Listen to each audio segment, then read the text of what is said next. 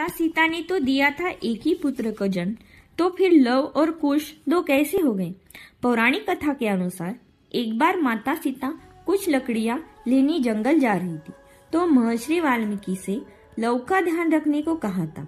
उस समय महर्षि वाल्मीकि किसी काम में व्यस्त थे, तो उन्होंने लव को वहां रखने की बात कही। माता सीता जब जाने लगी तो देखा महर्षि वाल्मीकि अपने कार्य में व्यस्त हैं, तो उन्होंने लव को अपने साथ लेकर जाना ही उचित समझा। जब माता सीता लव को अपने साथ लेकर जा रही थी, तब महर्षि ने नहीं देखा। कुछ समय बाद महर्षि वाल्मीकि का ध्यान लव की तरफ गया, तो उन्होंने लव को वहां न देखकर परेशान हो गए। लव को कहीं किसी जानवर ने तो नहीं उठा लिया।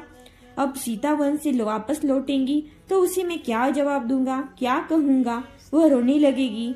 इस डर से महर्षि वाल्मीकि ने पास में ही पड़े कुशा को उठा लिया और कुछ मंत्र पढ़कर एक बालक का अवतरित किया, जो दिखने में बिल्कुल लव के जैसा ही था।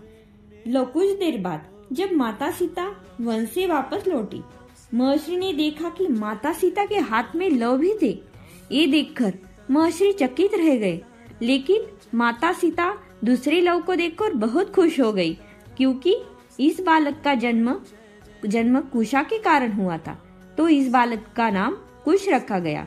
तो ऐसे हुआ था माता सीता के दूसरे पुत्र का जन्म।